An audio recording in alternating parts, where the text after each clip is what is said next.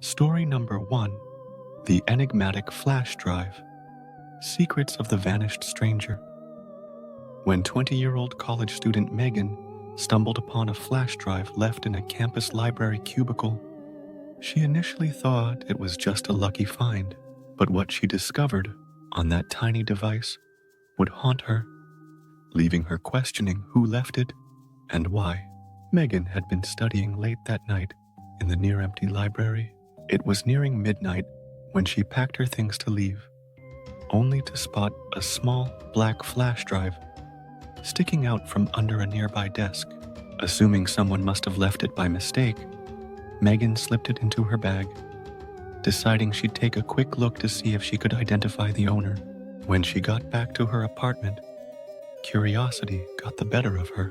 She plugged the flash drive into her laptop and opened the first file. Her screen flooded with photographs, hundreds of images of her college campus, taken from angles she'd never seen before. They were eerily detailed, the shadowed corners of buildings, empty hallways at night, and even photos of specific study cubicles, including the very one she'd been in earlier. A chill ran down her spine when she spotted a photo taken directly outside her dorm room window. Each picture looked like it had been taken in secret, with a strange, voyeuristic quality.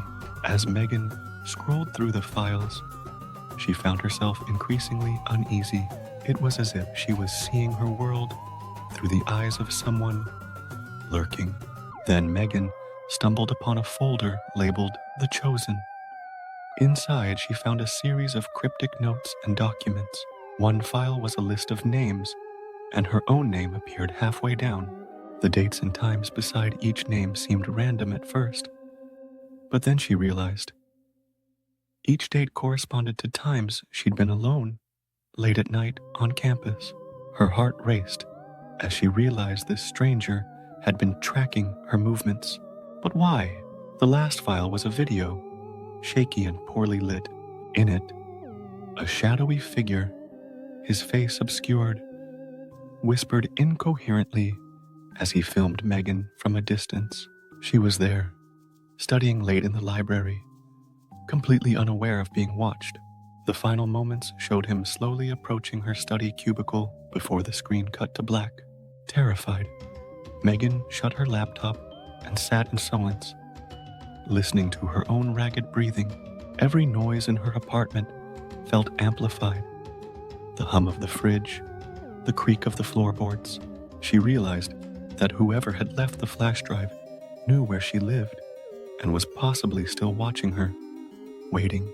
Megan reported the incident to campus security, but they found no evidence of the person on the drive or any clue to his identity. Haunted by the images and the chilling sense of being watched, Megan became paranoid, avoiding any secluded places on campus and never studying alone again. The flash drive vanished soon after, seemingly taking its secrets with it. But to this day, Megan can't shake the feeling that she's still being followed by eyes she can't see. Who was he, she wonders, and why was I chosen? Story number 2. The Haunting of Grayson's Basement. A Night of Terror. Below, Grayson and his best friend Josh had always been thrill seekers, but this time, their curiosity led them somewhere far darker. Grayson's family had recently moved into an old, creaky house on the outskirts of town, with a basement that seemed to have a life of its own. From the moment Grayson saw it, he knew there was something off about that space. The thick, stale air, the shadows that seemed to dance in the corners. But it was one particular night when he and Josh finally dared each other to investigate that their worst fears came to life. It was late, and the rest of Grayson's family was asleep, armed with nothing but their flashlights and phones to capture any ghostly evidence. Grayson and Josh crept down the basement stairs. The wooden steps groaned underfoot, adding to the tense atmosphere as the boys descended into near darkness. Once at the bottom, Grayson clicked on his flashlight, illuminating rows of dusty shelves filled with old forgotten boxes and peeling wallpaper barely clinging to the walls. They began filming, joking nervously to break the tension, but the deeper they explored, the colder the room seemed to become. Suddenly, they heard a faint whisper, like a distant breeze moving through the room, though there were no windows and no way in or out except the staircase. They froze, glancing at each other with wide eyes. "Did you hear that?" Josh whispered, his voice barely audible. "Yeah," Grayson replied, his heart pounding. "It's coming from over there." He pointed to the darkest corner of the basement, where an old, heavy tarp draped over what looked like an old chest or workbench. With shaky hands, Grayson raised his flashlight, focusing on the corner. Just as the light settled, a figure began to take shape. At first, it was only a shadow, barely visible. But as they stared, the figure became more distinct. Tall, thin, and slightly hunched. Its form twisted in a way that seemed unnatural, almost otherworldly. Before they could make sense of what they were seeing, the figure's eyes opened, revealing two glowing orbs that seemed to pierce through the darkness, locking onto them with an unnatural intensity. The boys stood frozen, fear rooting them to the spot, as the shadow seemed to glide forward, making no sound, yet somehow filling the entire room with a sinister, suffocating energy. Josh stammered, We need to go now." But Grayson couldn't move. It was as if the figure's gaze held him captive, paralyzing him with terror. In a final burst of willpower, Josh grabbed Grayson's arm and yanked him toward the stairs. They scrambled up. The entity's glowing eyes burned into their memories as it followed them with unnatural speed, stopping only at the base of the stairs as they stumbled into the hallway above. The basement door slammed shut behind them, rattling violently as if something from the other side wanted out. The boys didn't look back. They ran out of the house, breathless and shaken, their hearts racing. Grayson never returned to that basement again, and to this day, he won't speak about what he saw. Sometimes, some doors are better left unopened. Story number 3. The Shadow in the Park. A chilling encounter at Maplewood Trails. It was supposed to be a peaceful afternoon for Mia, a high school senior who often went to Maplewood Trails to clear her head. The park was quiet, with just a few dog walkers and joggers scattered along the path. Golden leaves drifted down from the trees, and a cool breeze filled the air, hinting at the crispness of fall. Mia strolled along the path, her thoughts wandering, when she first noticed him. At the far edge of the trail, near the old abandoned playground, stood a tall, gaunt man. He seemed out of place, wearing a dark trench coat that looked too heavy for the mild weather. At first, she thought he might just be another park goer, but something about his stance was unsettling. He was standing perfectly still, staring at her with an intense gaze that made her skin crawl. Mia glanced away, hoping it was just a coincidence. But as she continued down the path, the man began to walk too, mirroring her pace at a distance. Every time she looked over her shoulder, he was there, matching her steps, his eyes fixed on her like he was studying her every move. His face held a strange, almost unnatural expression, his mouth slightly curled into a smile that didn't reach his eyes. Picking up her pace, Mia turned onto a different trail that led deeper into the woods, hoping to lose him. But as she hurried along, she realized the man had done the same, his pace quickening in response. The faster she walked, the closer he seemed to get. She could hear his footsteps crunching on the leaves behind her, sending a chill down her spine. Finally, she reached a small clearing near the creek where she felt safer, thinking he wouldn't follow. But to her horror, She saw him standing just beyond the tree line, leaning against a trunk and watching her with that same chilling smile. This time, he raised a hand and waved slowly, his fingers twitching oddly, as if each movement was deliberate and practiced. "Are you lost?" he called out, his voice low and rasping, carrying an unnatural calmness that made her stomach drop. "I can show you the way out." Her heart raced as she forced a smile and muttered, "No, I'm fine, thank you." The man tilted his head, his eyes narrowing as he continued to watch her, an unsettling stillness in his gaze. "You seem nervous," he said, taking a slow step forward. "There's no need to be. I've been waiting for someone like you." A surge of panic gripped Mia. Without another word, she turned and bolted down the path, her feet pounding against the earth as she raced toward the entrance of the park. Behind her, she could hear his footsteps quicken, the once soft crunching turning into frantic pounding.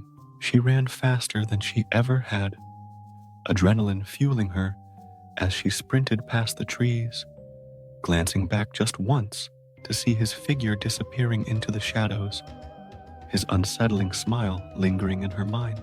Only when she reached the edge of the park, where a few families were walking nearby, did she feel remotely safe.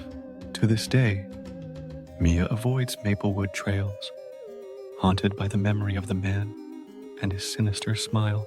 She can't shake the feeling that he might still be out there, waiting, watching. "Be careful who you meet in the park," she warns.